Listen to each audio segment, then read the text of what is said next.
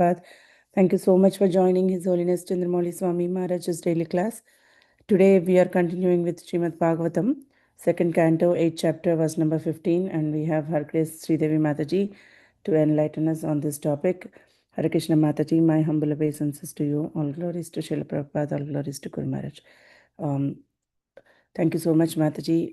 I'll share my screen once again with the verse. Thank you very much, Srimati.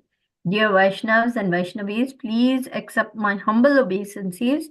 All glories to Srila Prabhupada. Thank you very much for giving me an opportunity to serve you. I offer my obeisances again and again to all the Vaishnavas, humbly pleading with you to please give me your blessings, your mercy, your good wishes, your prayers, that by your mercy I will be empowered and do justice to this service given to me today and speak something that will be truthful, beneficial, and pleasing to all of you, to Guru and Krishna. Thank you. Vanchakalpatarubhyascha kripa sindhubhya cha patitanam pavanebhyo vaishnavebhyo namo namaha. So we are on Canto 2, Chapter 8, questions by Maharaj Parikshit. We are on verse number 15. So we'll begin with the prayers. Om Namo Bhagavate Vasudevaya. Om Namo Bhagavate Vasudevaya. Om Namo Bhagavate Vasudevaya.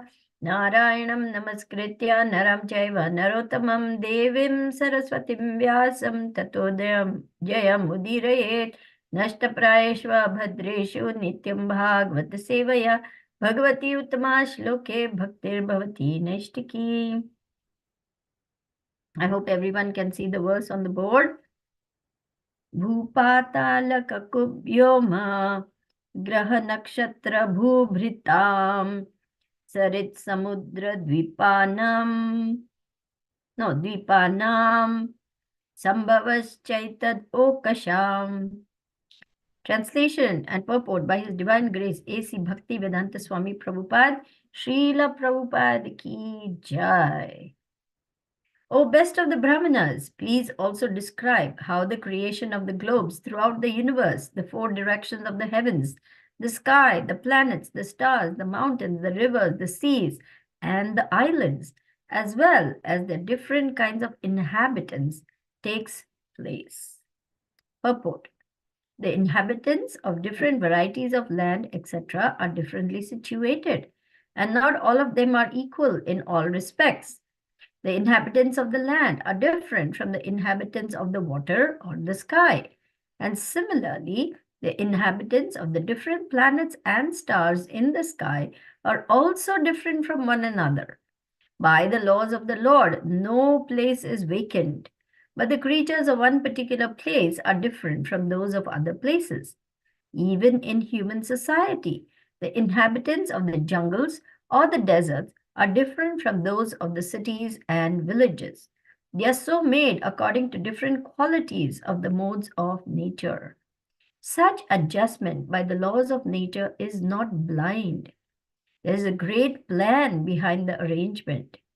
Maharaj Parikshit requests the great sage Shukadev Goswami to explain all these authoritatively in accordance with proper understanding. So Maharaj Parikshit, who is on the verge of death, he has been cursed to die in 7 days. He could have counteracted the curse. Om Agyanatimirandhyasya Gyananjana Shalakaya Chakshur Unmilitam Yena Tasmai Shri Guruve Namaha. Shri Chaitanya Manobhishtam Stapitam Yena Bhutale Swayam Rupa Kadamayam Dadati Swapadantikam. Nama Om Vishnu Padaya Krishna Prishtaya Bhutale Srimate Chandramauli Swami Niti Namini. Nama Om Vishnu Padaya Krishna Prishtaya Bhutale Srimate Bhakti Vedanta Swami Niti Namini. Namaste Saraswate Deve Gauravani Pracharine Nirvishesha Shunyavadi Paschatya Deshatarine. Jai Shri Krishna Chaitanya Prabhu Nityananda Shri Advaita Gadadhara Shivasadi Gaura Bhakta Vrinda. Hare Krishna Krishna Krishna Hare Hare Hare Rama Rama Rama Hare Hare. Yeah, to restart, Maharaj Parikshit has been cursed to die within 7 days by the snake bite, by the bite of the snake bird. He has been cursed by the son of what is the sage's name? Anyway, the Brahmana's boy's name is Shringi, and therefore he could have counteracted the curse. He was very Shamik Rishi, Mataji. Shamik Rishi. Thank you. He could have counteracted the curse, but he did not. He accepted it as the will of providence and made provisions to perfect the human form of life so that he is completely situated in perfect God consciousness and attains the kingdom of God. So he asked two questions. Hearing that Maharaj Parikshit is giving up his kingdom, his treasury, his palaces, his queens, his children, his material attachments, and is going to sit on the banks of the Ganges and fast unto death, sages from everywhere gathered in that holy place because they knew something significant is going to happen. They wanted to come and support Maharaj Parikshit, who was a very great devotee of the Lord. So this is the background. And Maharaj Parikshit very humbly receives all the sages, and he asks them, what is the specific duty of everyone in all circumstances, and especially what is the duty of a man about to die? So while the sages were still contemplating and thinking, again, by the will of Krishna, a very powerful sage, Shukadev Goswami, appears over there. Now, Shukadev Goswami is only 16 years old, but because he is fully self-realized and very effulgent, all the other sages can see that he is extremely powerful and therefore superior, and they get up to offer him the seat of honor, which Shukadev Goswami accepts. Then again, Maharaj Parikshit puts these questions saying, first he glorifies Maharaj Shukadev Goswami, and then he starts asking various questions because he wants to be situated in perfect knowledge. He says, what is the duty of a man about to die? And Shukadev Goswami becomes so enlivened seeing the humble mood of Maharaj Parikshit and how he is very eager to perfect his human form of life.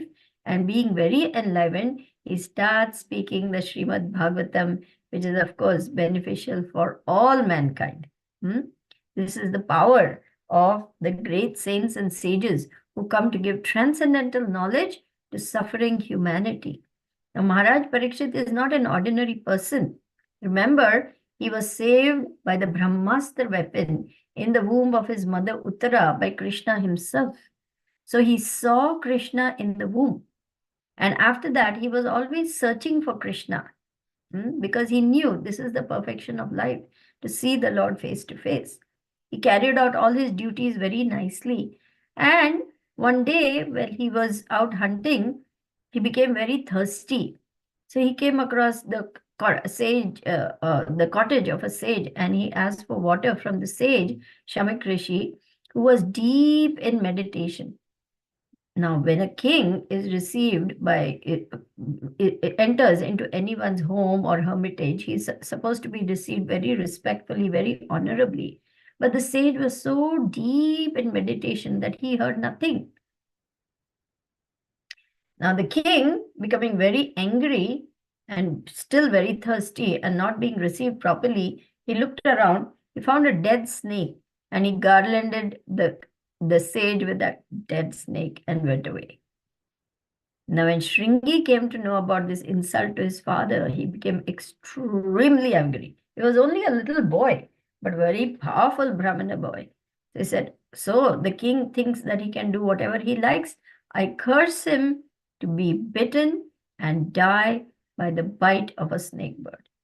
Now, Maharaj Parikshit accepts this curse, understanding this is also the will of providence. And here we are listening to the Srimad Bhagavatam. Now, Shukadev Goswami starts answering all Maharaj Parikshit's questions one by one. And Maharaj Parikshit asks all these questions because he wants to be situated in perfect knowledge. So now he asks about the creation of the globes throughout the universe, the four directions of the heaven, the sky, the planet, the stars, mountains, rivers, seas, and all the different kinds of inhabitants who live over there. And Srila Prabhupada describes that there are 8,400,000 species of life throughout the different planetary systems. And he describes it also, which I will share with you, which is there in Srimad, in conversations also, as well as in Padma Puran, description is there. This is taken from a lecture that Srila Prabhupada is given, November 21st, 1974. Let me share this with you. I think Mataji, you want to share the screen? yes, please. Okay. Yes, Mataji, you can do it. Thank you. So when Srila Prabhupada is giving this lecture, he's describing, and we can see over here. I'm going to highlight it for you. 8,400,000 forms are there. Now I have to reduce this so that I can see it. 1 second. Please bear with me. 8,400,000 forms of life there are. Jalaja Navalakshani Stavara Laksha Vimshati. This is taken from Padma Puran. 9 lakhs of forms of life in the water. These are the aquatics. Jalaja Navalakshani. The child may be taken outside. This is what Prabhupada is saying, because the child is talking. Stavara Laksha Vimshati. Stavara means in one place, which means trees and plants, because they cannot move. They are 2 million in number. Then, Stavara Laksha Vimshati Krimayor Rudra Sankhyayaha. And the germs and insects, reptiles, they are 1100,000. That means 11 lakhs. Pakshinam Dasha Lakshanam. Then birds, there are 10 lakhs of forms. Then bees, animals, and so, they are 3 million forms. And then comes the human being, very small in number in comparison, only 400,000. Very small quantity. Of all the living entities, the human forms, they are very small in number, 400,000. Ashitim Chaturas Chaiva. Ashitim means 80 and Chatur means 4. So 8,400,000 species of forms are there in these material universes. And some we cannot even see on this planet, but they exist on other planets. Let me stop share. We can go back to the main verse. My dear Srimati, you can pull up that one. So when all these different forms of life are there, how can we claim there is no life anywhere else? There is no life on other planets. They're all empty. We went to the moon planet and we just heard some dust and boulders and nothing is over there. This is all nonsense. Because there is no place which is vacant in God's creation. God doesn't create universes to keep them empty. This is a fallacy and this is an untruth. So we take our knowledge from the scriptures because the scriptures give perfect knowledge. They are apaurushaya. What is the meaning of this word apaurushaya? Not man-made. They're coming from God himself, who breathed the Vedas. By his breathing, the Vedas have emanated. So no place is vacant, and every place is inhabited by different kinds of creatures. In fact, on the higher planetary system, there are the Siddhas, the Charanas, the Vidyadharas, the Gandharvas, the Kimpurushas, all these different beings with amazing features that we don't even know of or even understand, what to speak of acquiring them. For example, the Siddhas in Siddhalok, they have the mystic Siddhis. They can fly from planet to planet. They have the 8 mystic Siddhis: Anima, Lagima, Garima, Mahima, Prakamya, Ishitva, Vashitva, Prapti. Now, what are these various Siddhis? Anima means you can become smaller, smaller, smaller, smaller than the smallest. Some yogic people have these siddhi. In the British times, there was a very powerful yogi who was Naga Baba. Naga Baba means naked Baba. So the British were very affronted. He would just be sitting on the side of the road, and doing his meditation. So because he wouldn't listen to them insisting that he dress decently and all, they locked him up in jail. This person was so powerful. He made himself so small. He came out through the keyhole of that prison cell and he was back on the street. When this happened many times, the British gave up. So this anima siddhi means one can escape from anywhere by becoming very, very small. This power is there. That is called anima. Laghima means becoming lighter and lighter and lighter, light as a feather. So therefore, some people can levitate because they can manipulate the modes of material nature and become lighter than air. And they can move from place to place like that in that levitation. So this is also another siddhi. Garima means becoming very, very heavy and immovable. Hmm? You know the story of how Govardhan mountain decided when he was put down that he is staying there only. He became so heavy that Pulyastha Muni couldn't lift him up, right? Madhvacharya also demonstrated this heaviness, siddhi, when one person challenged him to a fight. Now, who is Madhvacharya? He is the personification of Vayu. He's the very powerful son of Vayu, actually. And so he pressed his big toe into the ground. And he says, all right, you want me to fight with you? You move this big toe of mine from the ground. And if you can do that, I'll fight with you. Now, this big, powerful man with big muscles and all, he went towards the foot, not even the whole foot, just the toe. And he tried to move that toe. That toe wouldn't budge an millimeter, what to speak of even an inch. That's how powerful Madhvacharya was. So he demonstrated that a mystic siddhi called Garima, becoming very heavy. Mahima, becoming very large, becoming very powerful and large. Hanuman demonstrated this Mahima when he expanded, and became so huge that he could jump across the ocean. So all these are mystic powers, and the Siddhalok people called the Siddhas have it. The Gandharvas are also inhabitants of the higher planetary system. They are divinely gifted in music, singing, dancing, and they can sing so sweetly that they please the demigods. In fact, Indra always is surrounded by all these denizens of these higher planets who are singing and dancing for his pleasure. So we have the example of how the ocean of milk is there, and surrounding in the middle of that ocean of milk, there's Trikuta mountain. The peaks of the mountain are made of iron, silver, and gold.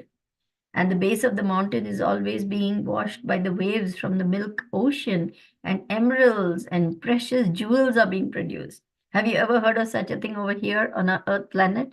But it exists because on the higher planetary systems, there are different kinds of arrangements, and their Trikuta mountain is very beautiful place where there's a lake called Ritumat Lake, where we just recently heard about the Gajendra pastime, I think on the Bhakti Sangha group, where the atmosphere is so beautiful that the demigods and the demigoddesses come to bathe in those rivers and lakes.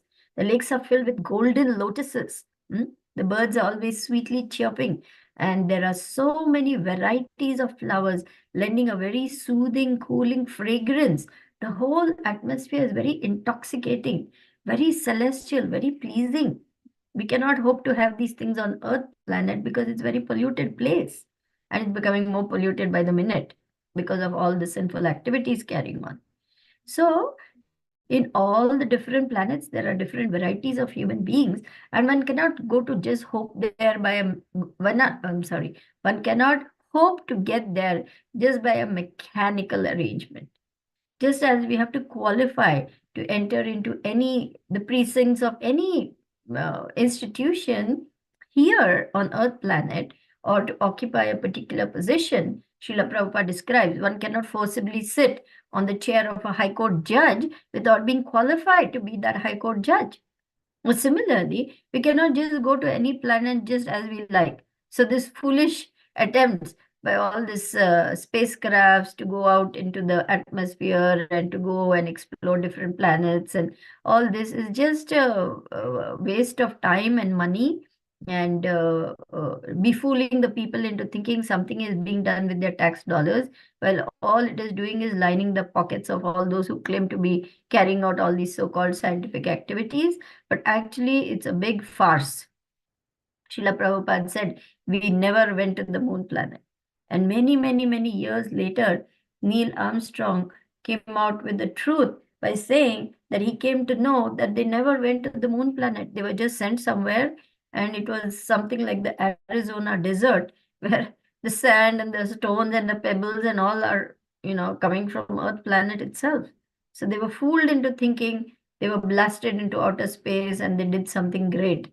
This is how the cheating is going on such a massive scale to fool people into parting with their tax dollars to carry out preposterous experiments in nonsense. Hmm? So this is known as a blind civilization where the blind are leading the blind, claiming to know something, but actually, in actuality, they don't even know they're not these bodies, they're spirit souls, and they have been going on changing bodies. Who knows about reincarnation? Who is teaching the science of the soul except for this Hare Krishna movement? Prabhupada declared very boldly, except for this movement, who is teaching the science of the soul? Once he had been invited to a very prestigious university known as MIT, Massachusetts Institute of Technology, something like that.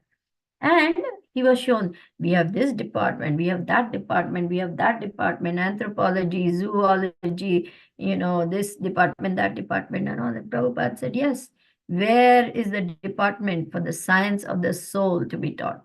It is the most important department for human beings. Hmm? Because we are concerned with immortal life. Who wants to die? No one wants to die, but we are forced to die. Who wants to get diseases? We don't want to get diseases, but we are forced to get diseases. Who wants to grow old? No one wants to grow old.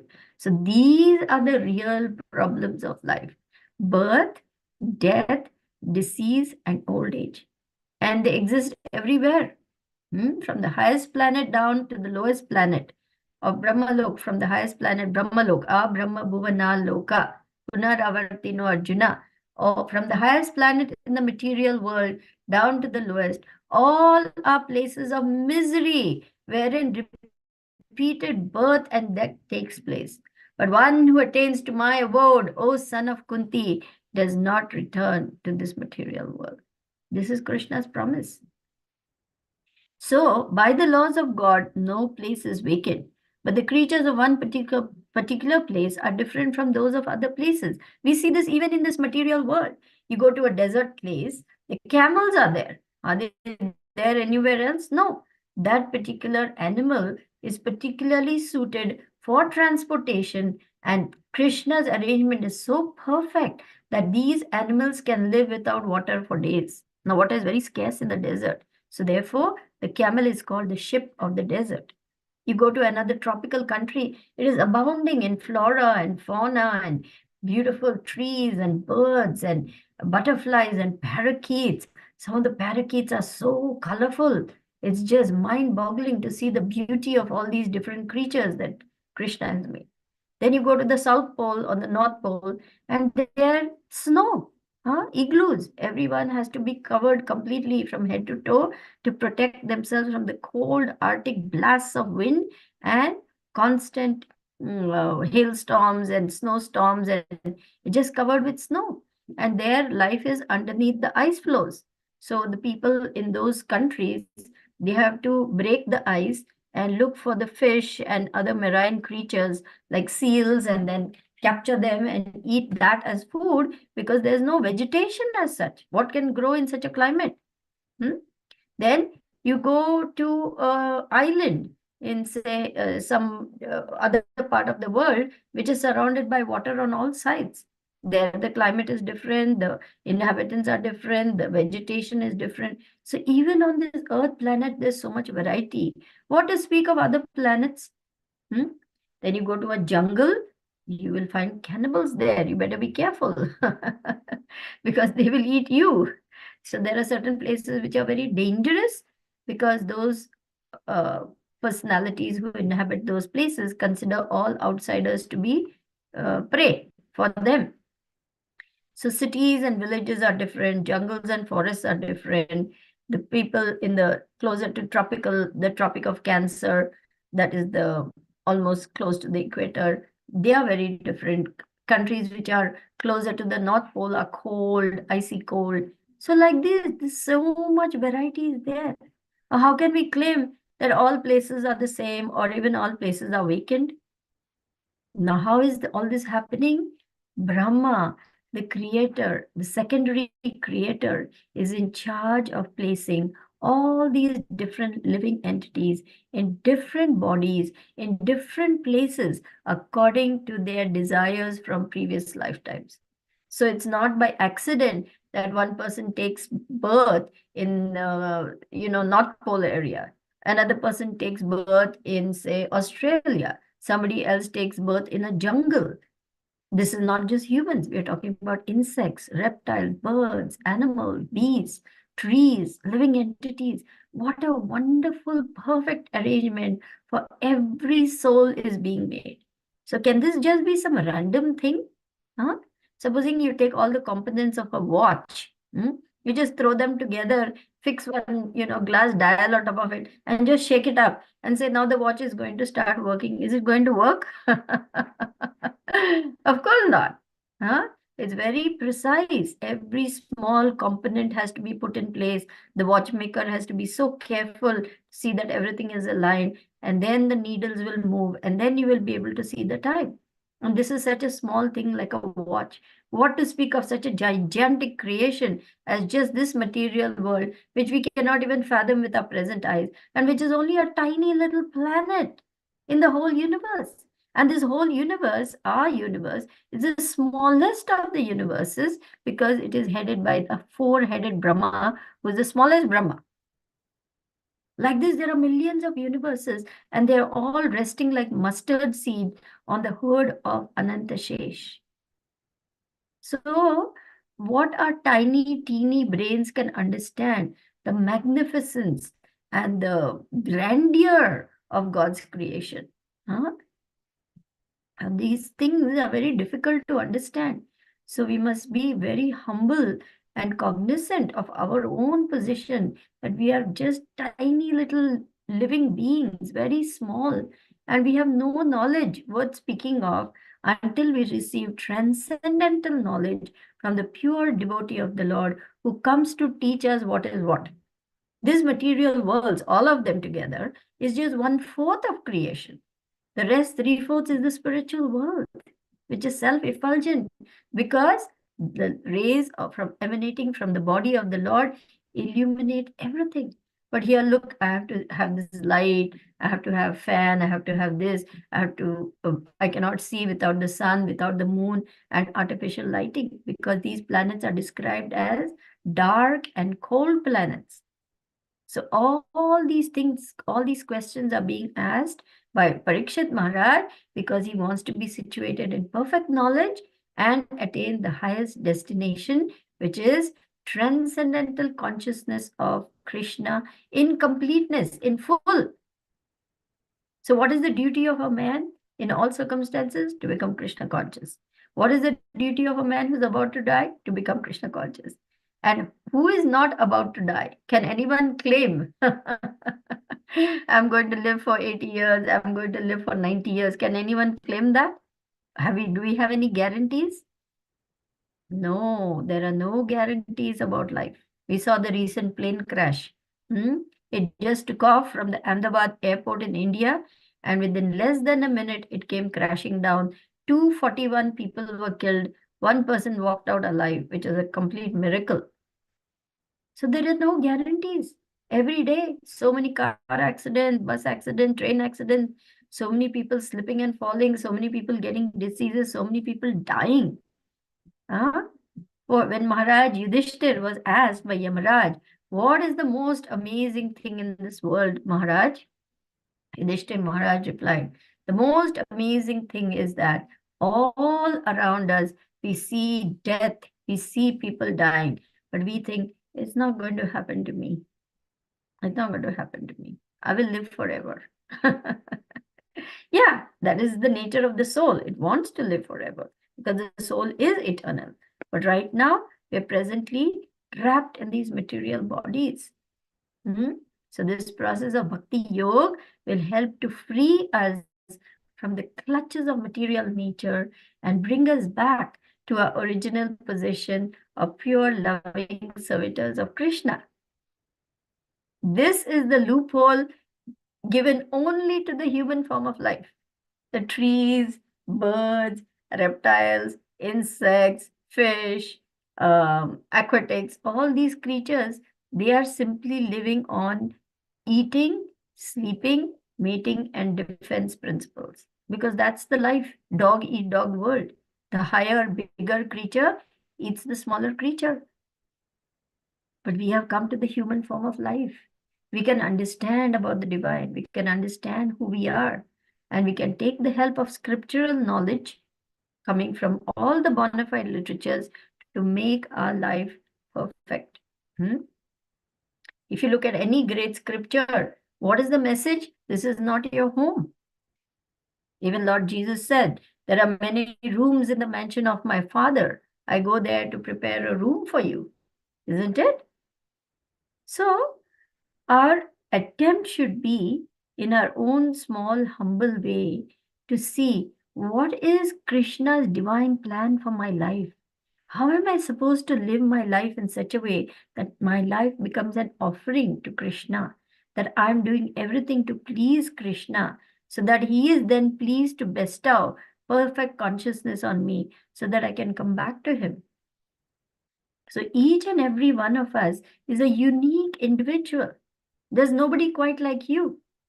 And you have that special flavor of love that Krishna wants to taste. Nobody can love Krishna like you can. And Krishna wants to taste that love, which is there in everyone's heart. So you have a special relationship, you have a unique personality, you have unique talents and skills, and only you can bring forth those and blossom in divine understanding of your real nature and make that a beautiful offering to Krishna and perfect the human form of life. And this is given to each and every one of us. Each and every one. It is not confined to only a certain caste or a certain creed or a certain nationality or a certain species. No. Anyone who takes advantage of the mercy of the bona fide spiritual master can attain the highest perfection of life. Even a dog eater can become a perfect Vaishnava. This is the mercy of the spiritual master. Brahmanda Brahmite ko na bhagyavan jeev, Guru Krishna prasade pai, bhakti lata beej. So the seed of devotional service, when it is sown into the heart, now it is our duty to water that seed with the sweet tastes, with the sweet waters of bhakti. By hearing, chanting, remembering, worshipping the Lord, that seed will slowly start fructifying and finally reach the lotus feet of Krishna, bringing forth fruits and flowers of devotion. Yes, this is what we want. So, carefully watering the seed, at the same time removing the weeds. Both things must go hand in hand. Just as a gardener takes very good care of every plant, that every seed, every plant, similarly, we must nurture a Bhakti Lata Beej very nicely, carefully watering it, but at the same time carefully weeding all unwanted things from the heart. This is called Anartha Nivritti, removing all the impurities, all the bad habits we have, all the toxic things we have accumulated. These must come away from the heart so that it becomes a very clean place for Krishna to reside. So, our attempt in this class is to bring attention to the fact that God's laws are perfect, God's kingdom is perfect. He has made so many living entities in so many different worlds on so many different planets. And knowledge, this knowledge will free us from the arrogant assumption that we are all in all, that we are the lords of all we survey, that we know everything with our teeny tiny brains and our telescopes and our periscopes and this and that, we can understand everything. What can we understand with our limited mind and senses? Our eyes can fool us they are fooling us all the time. Our senses are fooling us all the time. So we should not set great store by our limited understanding. Instead, we should take wisdom from the scriptures. We should gain greater and greater understanding as we progress in our spiritual life of the kingdom of God. We should make our lives perfect by carefully following the orders of the spiritual master, carefully doing all the duties of Krishna consciousness, so that we become perfectly situated, so that any moment if death comes, we are ready. We are ready. There is a motto, Girl Guides and Boy Scouts. I don't know how many of you were Girl Guides and Boy Scouts, but be prepared. That's the motto. So a soldier of God is always prepared. He's always prepared for two things, to give mercy and for death, because death can come any moment. So constant remembrance of the Lord by chanting Hare Krishna, Hare Krishna, Krishna Krishna, Hare Hare, Hare Rama, Rama Rama, Hare Hare, has come as a great benediction from Krishna himself, because he wants to make it very easy for us in this age. He knows we are very fallen. Men in this age of Kali have but short lives. They're quarrelsome, lazy, misguided, and above all, always disturbed. So we don't want to remain like that. We want to become calm, peaceful, blissful, happy, kind, loving, caring, considerate, all the good qualities of the soul. Then it's the nature of the soul to give love and receive love. So we want to attain perfection of human life by practicing bhakti yoga very nicely under the guidance of the spiritual master, make our lives perfect, so that we are in the best possible situation at all times in all circumstances. So thank you very much for listening patiently. We will now stop and open up for questions, comments, reflections. Hare Thank Krishna. you very much. Hare Krishna. Thank you so much, Mataji. Such a wonderful class explaining about all different species and different planets and how we are going to go there according to our things. Thank you so much, Mataji. Dear devotees, any questions or comments? You can please go ahead. So there is a question on chat by Rishabh Prabhu. Is there any information in Srila Prabhupada's books how old was Parikshit Maharaj when he left his body? When he left his body. I cannot ever remember reading anything about his age, but he was certainly not an old man. That much we know. But his exact age, I cannot tell you because I have not read it. Maybe we'll have to do some research to find, when he was born and at what time that curse happened, and then surmise from that. So I cannot answer that question. Sorry. Okay, Mataji. So I was thinking, like, every time I had this doubt, like when we usually know that for each and every planet or each and every loka, they have their own bodies, right? Suitable bodies are there. But how come these people, when they go to Mars or Moon, or they can't see anybody there? They just see only sand and rocks. So you can safely conclude they never went there. Yeah. It's all Because a big hoax, it's all a political stunt. but See, somehow they have to justify, swindling people of millions of dollars. They have to say, oh, it costs so much money. We are sending rockets into space. We are beating this nation at the game. We have reached there first. We are going to plant our flag. All this nonsense is going on.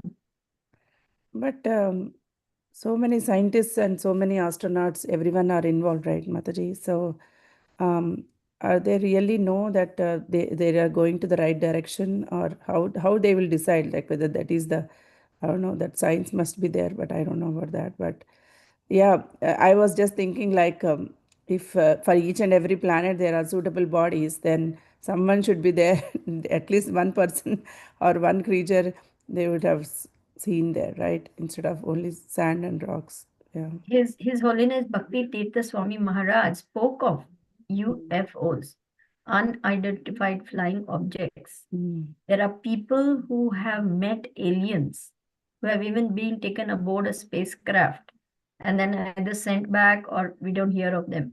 So this is not, it is a fallacy to say we are the only planet and all other planets are vacant, because there used to be interplanetary space travel even in the time of Arjuna, even the time of Dashrath Maharaj. He went to the planets of the demigods to assist in the wars. And the Apsaras from there would come down to the earthly planet. One of them even fell in love with Arjuna, Urvashi, I think was her name. So it was not unknown. But now we are so dull-headed and we are so unqualified that we don't even have those powers anymore. Certain kings had tremendous powers. They could hear and understand the language of the birds. Now you catch anyone even hearing a bird these days. We're only hearing the roar of cars and cycles and trucks all the time. Where's the question of understanding the language of birds? The sages in the hermitages, they lived without fear. There were tigers around, there were snakes around, there were elephants around, there were bears around. How did they live in the middle of a forest? They were fearless because the creatures also are having super soul, and God directs those creatures to leave the sages alone. So they live fearlessly in the middle of a forest. Radhanath Maharaj has described in his journey home how the sages and the people he came in the forest said, do not fear any creature and they will leave you alone. If you show fear, the animal senses that, smells that, and it arouses his instinct to hunt down something for prey. So all these sciences we don't even know or understand. You cannot ever experience these things because we are so far removed from that. So to come back to your question, how is it that no one has seen? It is because we don't have the eyes to see. We don't have the qualifications to go. But you can. Easy journey to other planets. Srila Prabhupada is describing how you can go as a yogi to another planet. You can even get things from another planet sitting here. That is known as prakamya. It's a siddhi by which you can extend your hand many miles away, grab a fruit and eat it over here. Yeah, that is also there. You can acquire these siddhis, but that is not the purpose of devotee. Devotee wants to simply attain Krishna's lotus feet. He wants to attain the perfection of human life. So all this nonsense about we went to Mars, we went to Venus, we went to Jupiter, and all this is just a big hoax.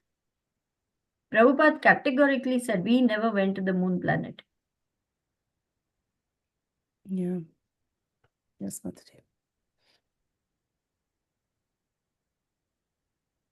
Dheeraj Prabhu is saying that we don't have that sight to see. Yes, yes, we cannot see. Now, Bhakti Tirtha Maharaj, he had some very special powers. As he was winding up his pastimes, one day he told his caretaker, yesterday a Gandharva came to my room. Oh. Yeah. And then recently, one of the devotees in Mayapur, whose father passed away, his mother, she saw the Vishnu Dutas. Yeah, I read the story. You read that story. She saw the Vishnu Dutas. They were very, very beautiful. She described them as very beautiful, not something she had ever seen before, with very large lotus petal eyes and ears that were a little pointy, all that description. And she didn't know anything. She was just an innocent lady. She was not even a devotee. She was actually some Shiv Bhakta something, but her son was a devotee and he had brought his parents to the holy dham, and his father left his body in the holy dham of Mayapur. And this lady was visited by the Vishnu Dutas. Just see. Some of our devotees, they have seen Yamadutas. One young, not very young, she was middle-aged, her father was dying. He was a very sinful, very, very, demoniac personality, eating meat and whatnot. And when she was there at his bed taking care, she actually saw the Yamadutas. They were horrifying. So sometimes we'll also see some of these things, things we don't understand or know of. But When devotees share their experiences, you realize, yes, what Prabhupada is saying is true.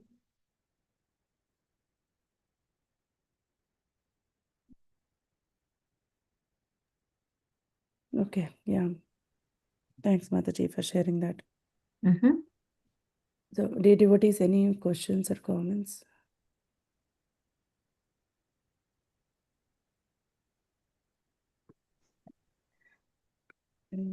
Hare Krishna. Hare Krishna, Mataji. Yeah. Hare Krishna, all dear devotees, all glories to Srila Prabhupada, all glories to Guru Maharaj, and my Hare Krishna to all Vaishnavas. A lovely, lovely class, a wonderful class, so much insight, especially about all the fuss about going up to the moon and the sun, and the clarification of that. We have heard that as well also. And thank you. And yes, I always wonder as well, how old was Parikshit Maharaj when this happened to him. And I have searched, but I have not found anything. So that would be great if anybody find it and let us know as well. And I know it will be Srimati Mataji or Sridevi Mataji. They'll use their all the tools of all the knowledge and let us know. Thank you very much. And my just humble request, I have I think put in a chat. I haven't seen it because I was driving, listening to your class. That I'm going up to see that devotee that you saw on Saturday, and her son told me that she hasn't got long to go to leave her body and not well.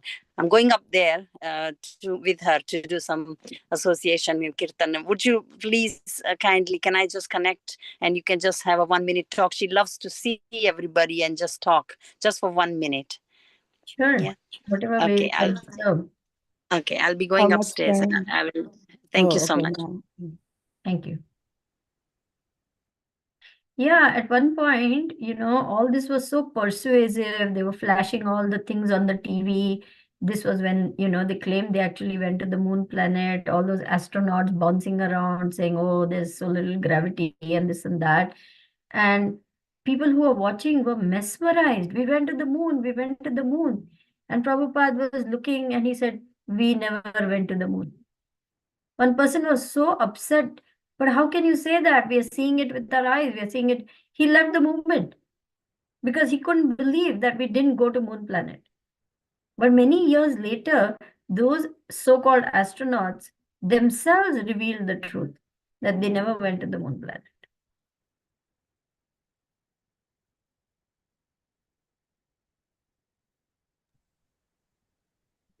So all these things are there. We have a choice. Do we want to believe Prabhupada, the pure emissary of the Lord who has come to save us, or we want to believe all these so-called scientists who manufacture something every few years, debunking the old theories? First they will claim something, and few years later they will change. No, no, no, this is not correct. In the light of new knowledge, now we are presenting this. Then after some years, that becomes old, obsolete, and say in the night of, but but scriptural knowledge is eternal. It never changes. It's speaking the eternal truths. So we are being given all this wonderful transcendental knowledge to sharpen our intellect, to discriminate, to understand what is what, and to make our way back home, which is the purpose of human form of life. We should not be led astray. We should not get befooled by the material energy and those people who do not know the absolute truth. Yes, Mataji. Yeah. So we have a wonderful opportunity to hear to Srila Prabhupada and Guru Maharaj and all of your senior devotees so that we'll be able to come out of these particular illusions and actually know that what is the truth. Um, yeah, and going in the right direction. That's very important. And Srila Prabhupada is famous not just on this earth planet, but throughout the interplanetary systems. One devotee spoke of his experience with an alien spaceship which landed, and he was pulled into that aircraft. And there he saw a picture of Srila Prabhupada. He was so amazed, he asked those creatures, do you know who this is? They asked him, do you know who he is? Guru Maharaj related the story that this man had this amazing experience with creatures of another world who knew about Srila Prabhupada. So Srila Prabhupada is not just of this planet. He's come from the spiritual world to give us complete information of the material planets, of the spiritual world, of everything. Prabhupada said, my books will be the law books for the next 10,000 years. It is up to us to systematically study, read, understand, and then practice what he wants us to practice. That's our responsibility.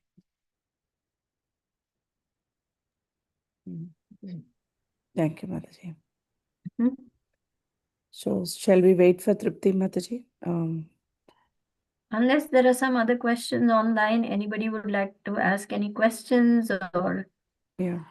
raise their I doubt? don't know what to say. Okay. Hare Krishna. Hare Krishna. Yes, Mataji. Tripti, Mataji, please unmute.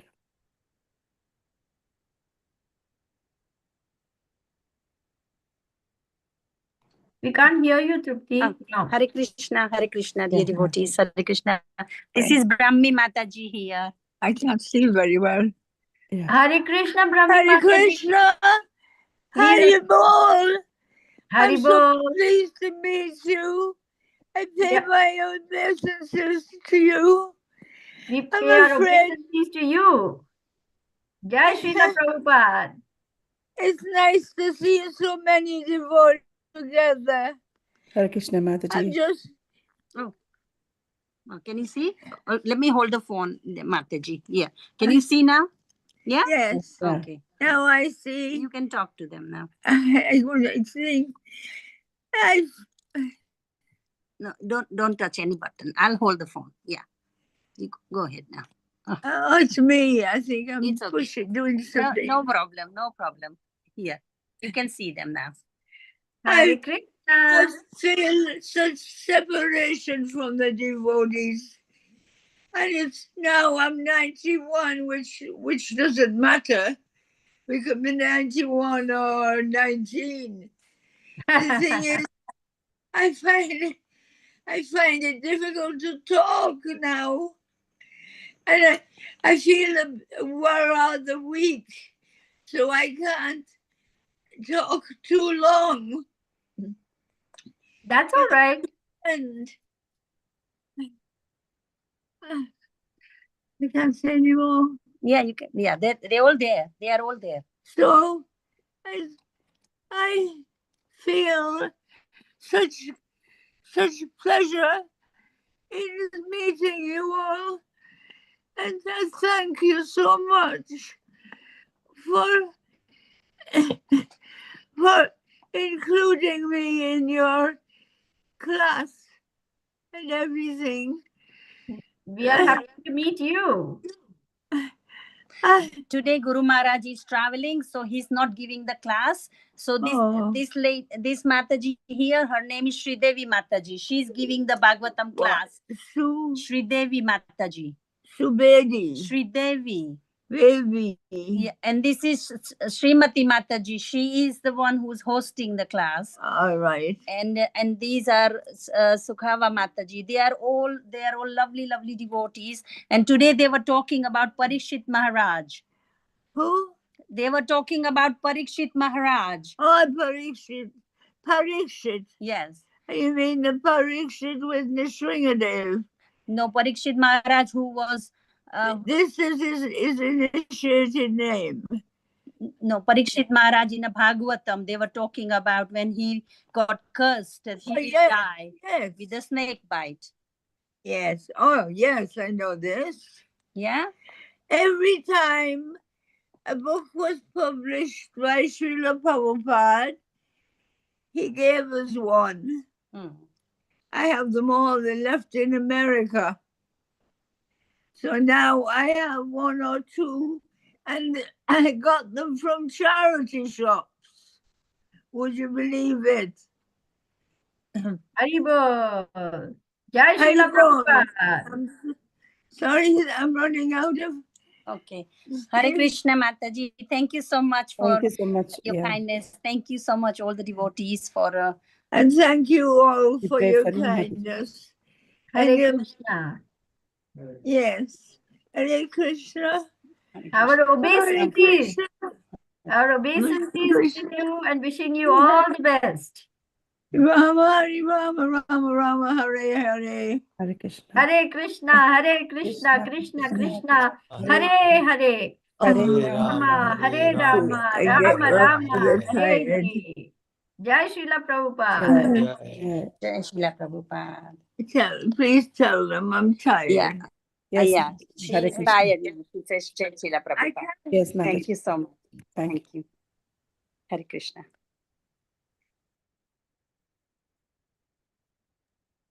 Hare Krishna. Thank you. So, dear devotees, any more questions or comments? So we have a, sorry, I missed this. So Deron Prabhu, he messaged that I have noticed that people of different faiths tend to perceive spiritual or otherworldly beings in forms familiar to their own traditions. For example, Hindus may see devas, Christians see angels or demons. Muslims may experience being in Islamic imagery, while others report encounters with ancestors, extraterrestrials, or spirit guides. Is this because our consciousness shapes what we see, or are these beings themselves assuming forms based on our cultural and mental conditioning? How should we understand these varied experiences? Are they projections of the mind through encounters interpreted differently, or something else entirely? No, it is not according to our own mental conditioning or our own ideas. People have seen so many. Hindus have seen Lord Jesus. Then Muslims have seen some mystical light. So it is not according to our conditioning or a preconceived notion. If true visitations by extraterrestrial beings will be what they are, like I told about this devotee who was pulled into a spacecraft and saw all alien creatures. Then I spoke about this Mataji who had never ever even heard of Vishnu Dutas, but from her description, the way she described them, we can understand that they're Vishnu Dutas. She did not even know they were Vishnu Dutas. So it's not according to our conditioning or our mental, understanding of extraterrestrials. They just happened to visit. Like Joan of Arc had these visitations by angels. Others have seen, I forget, some children, I forget the name of the place. They claim to have seen Mother Mary. So these, experiences are there. How do we understand them? We cannot understand them. They're inconceivable. You have to just accept it.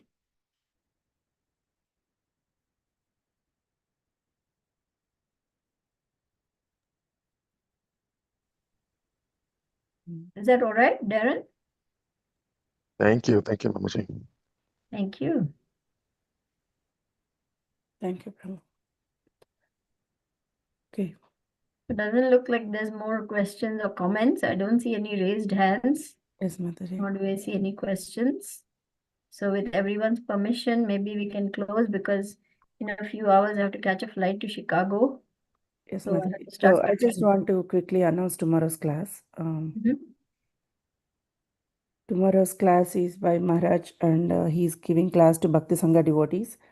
And the verse number is 8th canto, 5th chapter, verse number 21. 8-5-21.